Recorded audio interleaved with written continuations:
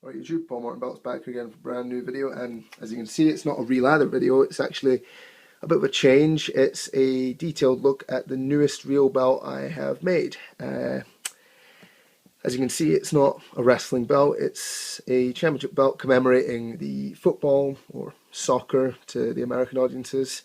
The football team I support, Celtic Football Club, they're one of the top Scottish teams, and yeah, I wanted to try something different. I wanted to make a new belt, so I went with this. Before I really get into the video, I would prefer, since to those that don't know, there's a big rivalry in Scotland between Celtic and the Rangers Football Club. So I'd prefer this video is about the championship belt, not about the club itself. So I'm not one to delete comments, but if I see stupid shit, I might change that. So yeah, I'll start off from the left hand side, going into detail anyway. So as you can see, my stamp on the end, Paul Martin Championship Belts. It's as you can already see, a white leather strap tooled into the male snap box on the left hand side, 2x8 silver snaps here, along with Celtic FC, obviously that's Celtic Football Club. This is a kind of hybrid style of a Midwest and Jamar. It's got more of the texture of a Jamar snapbox here, but the kind of curves and the borders are more Midwest style. So I like doing the kind of hybrid of the two. It's what I did similar to the SWE belt I did a while back. So as you can see, the snapbox border continues actually under the plates, and it goes all the way to the other snap box.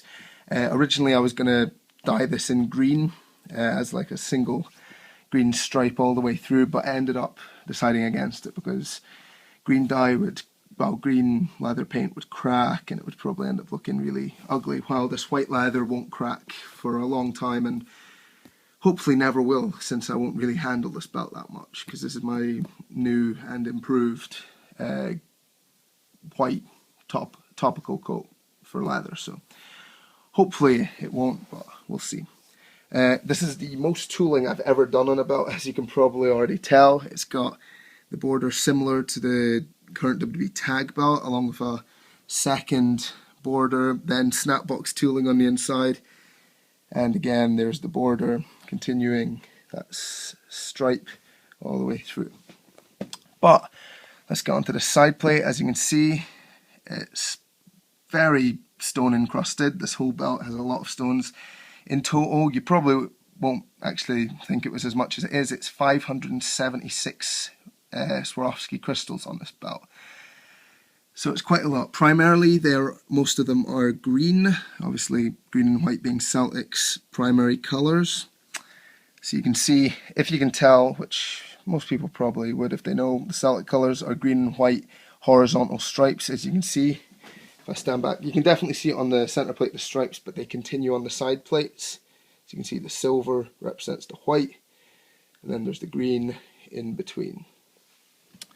But right here on the centre plate, side plate, sorry, it's the word Paradise, Celtic Park, which is, Paradise is the nickname for Celtic's stadium, and there is Celtic Park on this left side plate there. So yeah, that was a very difficult plate to design and do, but I'm quite happy with how it came out. Obviously this is a real belt, so 4mm thick plates, you can see there. So very happy with that.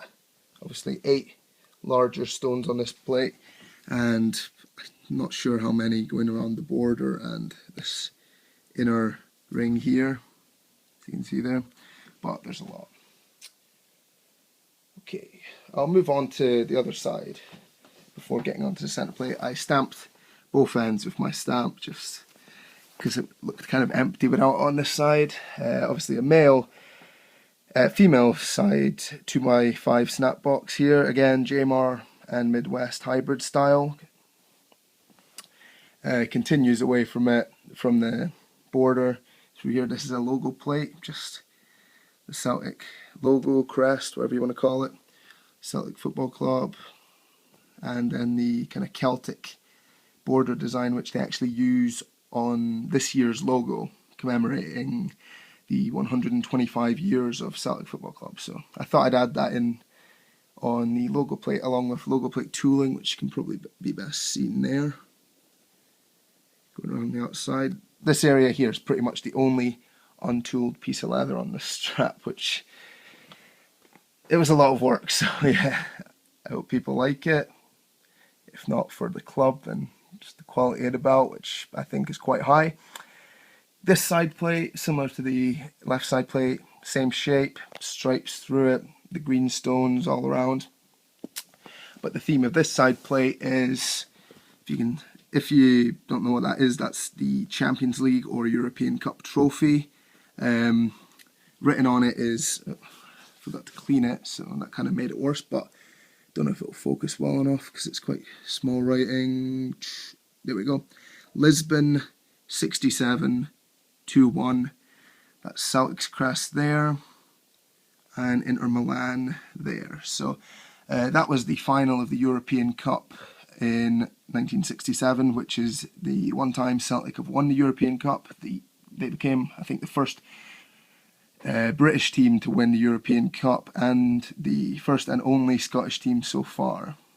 Not like that will probably change anytime soon, but we can still hope. Behind it is the Champions League logo. Even though they won the European Cup, the background looks really empty when I designed it, so I just put the Champions League logo behind it, the star ball, if you can see, star there.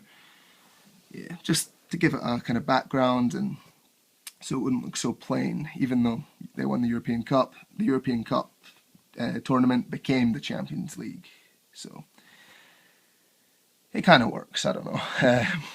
So yeah, same shape, again. So I'm very happy with this, and onto the centre plate. Obviously, the main focus of the centre plate is the enormous Celtic logo across the whole centre. Around it, obviously there's the star at the top.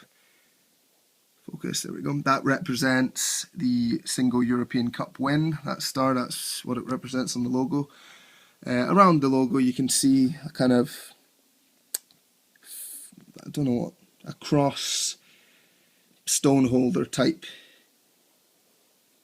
border with clear Swarovski crystals on the inside. This is the only part of the belt that actually has clear Swarovski crystals, the rest obviously being green. At the bottom of the Celtic logo is my logo, Paul Martin Championship belts. It's kind of hidden, so I just put it there because obviously I wanted my name on the plates as well as the strap. Obviously similar to the side plates, Celtic stripes going through the entire centre plate. Border obviously has the green stones there. Here you can see the Scottish Premier League trophy. At the bottom is a nameplate of sorts saying the Hoops. That's one of Celtic's nicknames, along with the Celts, the Boys, the Hoops, the Champions. That's not so much a nickname, but for the time being it's true. And over here is the Scottish Cup trophy, obviously. Well, not so obvious probably to most of you, but that's what it is. So I thought having the European Cup on the side plates was cool, a whole side plate dedicated to that one victory. But then the trophies we've won more often, obviously the SPL, Scottish Premier League, and the Scottish Cup trophy. So tried to get as much themes of Celtic into this belt. Obviously you can't really get everything. I stayed away from putting specific players on the belt because I didn't want to leave people out, and obviously I couldn't put everyone who's so important to the club's history on it, so I just kept it as basic themes of the belt. So yeah, I'll just quickly flip over. There's not really much to see on the back here. Black leather backing. Obviously you can see all the bolts are covered up with just black leather. It's very flexible.